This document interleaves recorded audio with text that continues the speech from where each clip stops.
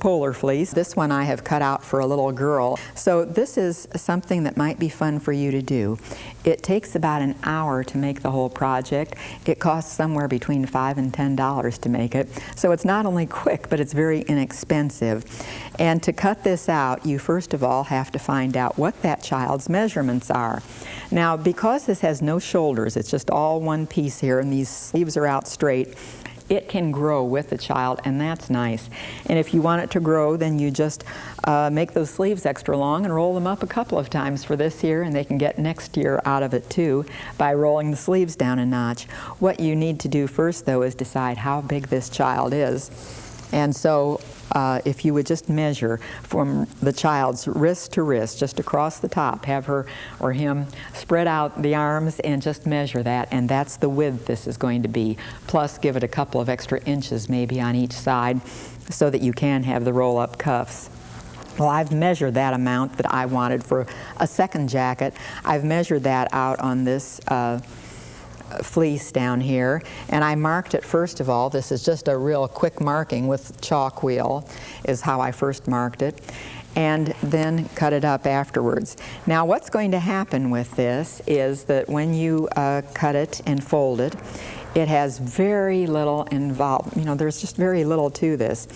What I have done after I cut it, or before I cut it actually, I folded this down and decided, okay, this is how wide I want the sleeves. That's going to be the body of the jacket down there. And so all you need to do is cut at the bottom of the sleeves here on both sides. And you don't cut it all the way across, of course, or you've got two pieces, and this whole coat stays in one piece. So what I am going to do instead is just cut it as far as where the torso starts, where you want the body measurements of the jacket to be. And then with the rest of it, this folds around. I've cut here so that the sleeve is separate. This folds around then. And I've cut this far enough so that I can not only have this come to the center, but also I have enough here to fold back for a facing, and here I have a little chalk mark where the center is going to be. So I have enough of this to fold over, so there's going to be an overlap for buttons and buttonholes, or however you want to fasten this. I'll do the same thing here. And this side does the same, and this one's going to be a boy, so I'll fold it that way. Okay, then what I also have cut out here at the center is the neckline. It comes up here, and then I have sort of this teardrop look so that it works out just right for the neckline. And what I still have to cut out over there is the other parts.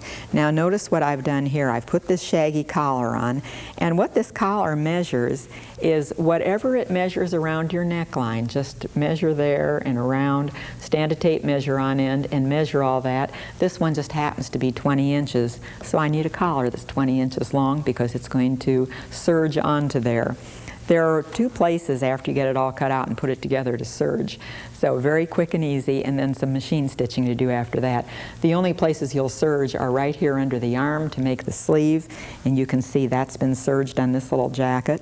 And then the other place is when I cut out my collar, which is here, and I cut this one out narrower because I don't want that shag on this one. I'm instead just going to do some stitching probably. So this will go around and it'll be stitched to this on the serger, wrong sides together, and I'll just serge this all around here, and after it's all fastened with the thread, then it'll flip over and you won't even see that line of serging. This is the collar. Now there's something else you could do with this collar. Instead of this one is about 4 inches wide, if you would make it real wide, think about what could happen back here. Instead of having a fold over collar, it really could become a hood if you'd rather. This one I said was 20 inches long. If I'd make it about 10 inches high, and if I would in fact put a zipper here, just open a zipper and put it along here, then that could open for a big, big collar, or it could zip up and you could have a hood there that fastens instead of a collar. So there are a lot of choices. You put your ingenuity into this and see what you can do. Then besides that collar that we have here, we also need to have little pieces of something to fasten the top and bottom together. That's where they meet, right down here, and where this bottom part meets the top part. You don't overlap them at all or you'd have a sunken chest in it.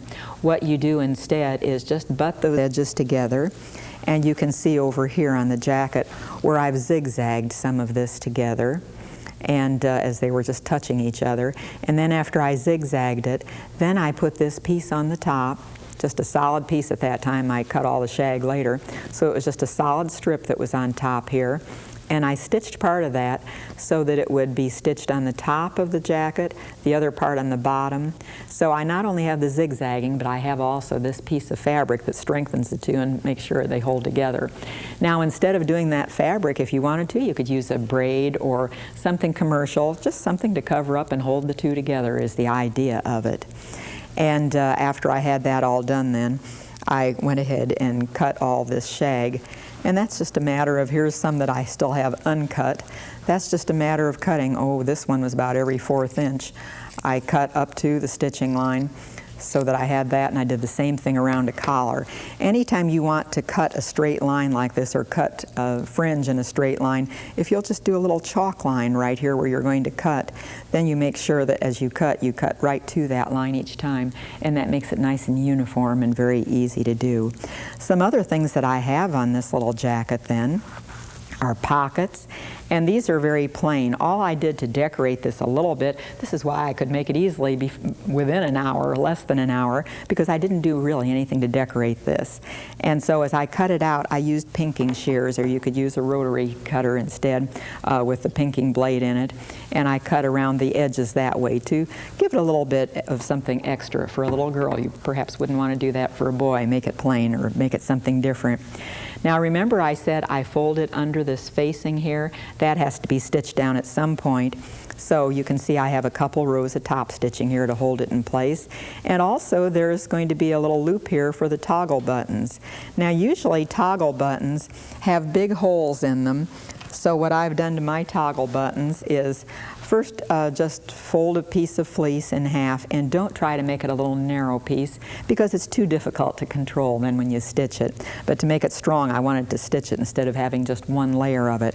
So I had a bigger piece here originally that I stitched, and then after stitching it, then you can just trim off the extra real close to your stitching line. Because this is bulky and because it's thick and textury, you aren't going to be able to turn a tube with this. So it's better to just cut it off short, and it looks fine as it is pulled through the button, and then it's the tube of fabric that's actually stitched onto the coat, and the toggle button's loose enough that it's easy for that child to manipulate through this loop that's over here, and they can button it.